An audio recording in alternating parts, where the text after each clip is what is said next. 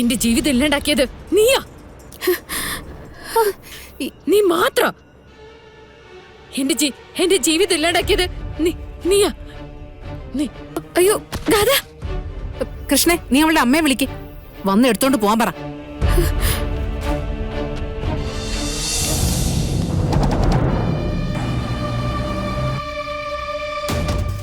ഗോപാലമ്മ, ആ സ്ഥലത്തിന്റെ ലൊക്കേഷൻ അതൊന്നും ഇങ്ങോട്ട് അയക്കാൻ പറ്റുമോ?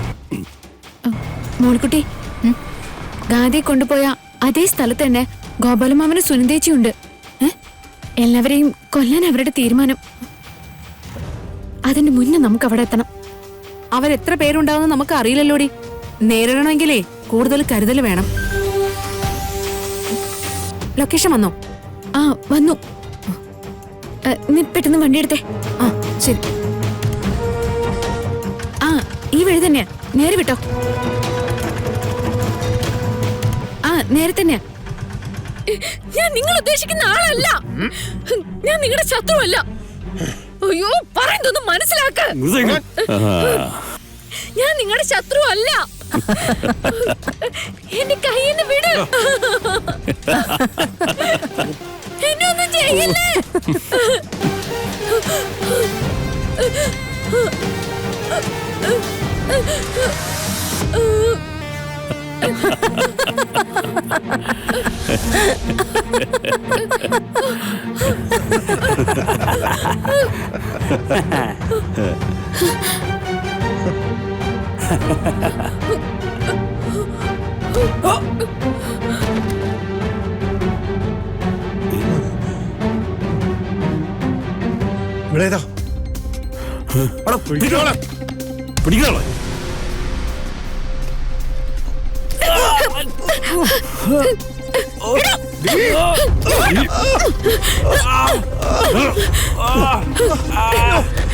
ഓടിച്ചു കൊല്ലട എല്ലാത്തിനെ.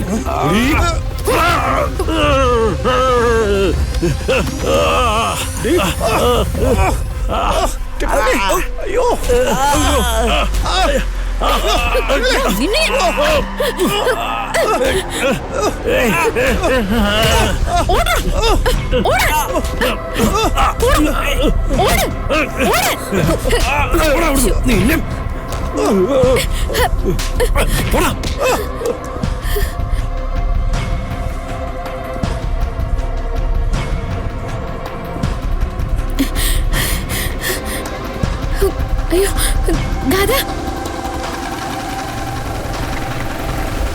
മോൾക്കുട്ടി വെള്ളം എടുത്തിട്ട് വാ. ഗാഥ, ഗാഥ,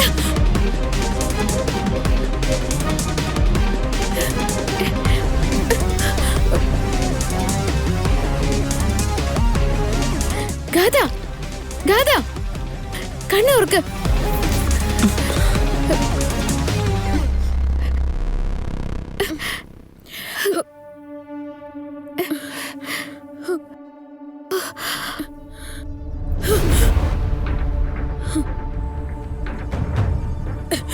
ആരടി എന്നെ തട്ടിക്കൊണ്ട് വന്നേ?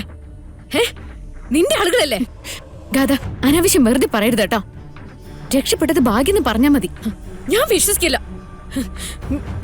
എനിക്ക് ഈ അവസ്ഥ വന്നതേ നിന്നെ കൊണ്ടാ. മിണ്ടാതിരിക്കടേ അവിടെ. കൃത്യസമയത്ത് ഞങ്ങൾ വന്നില്ലായിരുന്നെങ്കിലേ ചത്തുപോയേനെ നീ. എന്നിട്ട് വെറുതെ ന്യായം പറയുന്നു. നീയാ, നീ തന്നെ എല്ലാത്തിനും കാരണം. എന്റെ ജീവിതം ഇല്ലാണ്ടാക്കിയത് നീയാ. നീ മാത്രം.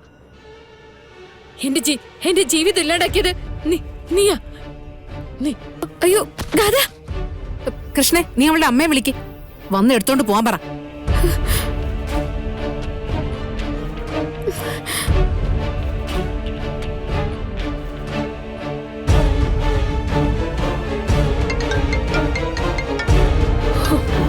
ഹലോ കൃഷ്ണ, എന്തായി? മാഡം, ഞാൻ ഗാഥയെ കണ്ടെത്തി. ഗാഥയെ ആരൊക്കെ ചേർന്ന് ഒരു കൊള്ളസങ്കേതത്തിൽ ഒളിപ്പിച്ചു വെച്ചിരിക്കുകയായിരുന്നു. ഗാഥ ഞങ്ങളും ഇവിടെ തന്നെ ഉണ്ട് മാഡം. ഗാഥ ഇവിടെ ബോധം കെട്ട് കിടക്കാം. അയ്യോ മോളെ കൃഷ്ണ, എങ്ങനെയെങ്കിലും നീ എന്റെ മോളെ എന്റെ അടുത്തെത്തിക്കണം പ്ലീസ്. ശരി മാഡം.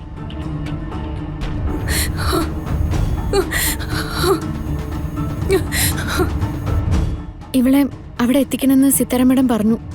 ആ അതിനു പോലും അവർക്ക് വരാൻ സമയമില്ല അല്ലേ? നീ തന്നെ കെട്ടി ചുമന്നുകൊണ്ട് പോണം. നമുക്ക് പോവാം കൃഷ്ണേ.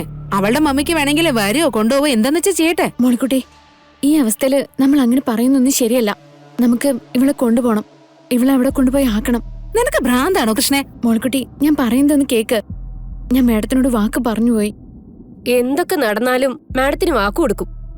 എന്നിട്ട് നിന്നോട് ചെയ്തു കൂട്ടുന്നൊന്നും കാണുന്നില്ലേ? ഇനിയിപ്പൊ പറഞ്ഞിട്ട് എന്താ കാര്യം? എടുത്ത് വണ്ടി കേറ്റാം. വാ വാ.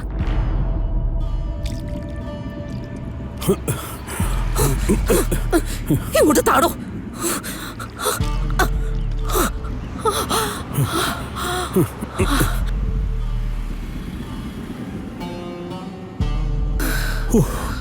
എന്റെ ദൈവമേ, വായിൽ വെച്ച് കഴിക്കുമ്പോ ഈ മുളകൊടിക്ക് എന്തൊരു സ്വാദാ. കണ്ണിൽ വീണപ്പോഴല്ലേ വിവരം അറിയണേ. ആകെ അങ്ങ് പുകഞ്ഞുപോയി. അവന്മാരെ തല്ലിക്കൊല്ലാതിരുന്നത് ഭാഗ്യായി. ഈ കൃത്യസമയത്ത് കൃഷ്ണ അവിടെ എങ്ങനെ വന്നെന്ന് എനിക്ക് മനസ്സിലാവത്തെ. അവളെ അവിടെ ദൈവം കൊണ്ടുവന്നാടോ മൂർത്തി, നമ്മളെ കാണിക്കാൻ. പുഴയോരം വീട്ടിൽ ചില കള്ളക്കളികൾ നടക്കുന്നില്ലേ എന്ന് ഞാൻ മുൻപേ സംശയിച്ചതാ. മാറി മാറി രണ്ടുപേരെയും ഞാൻ കണ്ടതാ. അതിന്റെ സത്യം ചകഞ്ഞോണ്ടിരിക്കുകയായിരുന്നു ഞാൻ ഇതുവരെ. ഇപ്പൊ വ്യക്തമായി. ശ്രീനിവാസൻ ഒരു മകളല്ല, 2 മക്കളുണ്ട്. ഒരേപോലെയുള്ള 2 മക്കൾ. ഒരുത്തിയെ കൊല്ലാൻ പെടുന്ന പാട് നമുക്കറിയാം. അതിന്റെ കൂടെ അതേ രൂപത്തില് വേറൊരുത്തി. നമുക്കിനി അങ്ങോട്ട് ജോലി കൂടുതലാ മൂർത്തി. കൊല്ലുകയാണെങ്കിൽ 2നെയും കൊല്ലണം, അല്ലെങ്കിൽ നമുക്ക് സ്വസ്ഥത കിട്ടില്ല.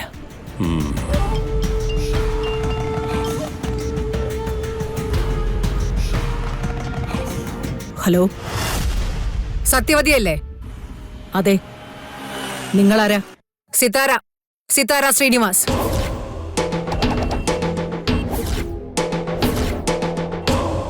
എന്താ? ഞാൻ എന്തിനാ വിളിച്ചതെന്ന് നിങ്ങൾക്ക് അറിയില്ലേ?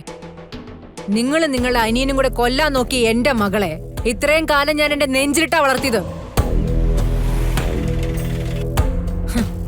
പണ്ട് നിങ്ങൾ കണ്ടുപരിചയിച്ച സിതാര അല്ല ഇപ്പോ. അയൺ ലേഡി എന്ന് ബിസിനസ് വൃത്തങ്ങൾ വിളിക്കുന്ന സിതാര ശ്രീനിവാസ്.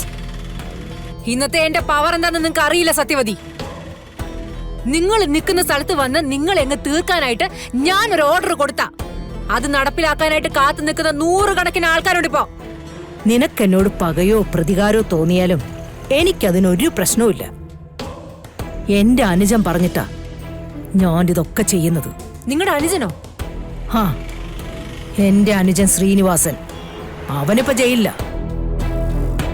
പക്ഷെ അവൻ എന്നോട് ആവശ്യപ്പെട്ട ഒരേ ഒരു കാര്യം, പണ്ടവൻ ആഗ്രഹിച്ചതുപോലെ നിന്റെ മകൾ ജീവിച്ചിരിക്കാൻ പാടില്ലെന്ന്.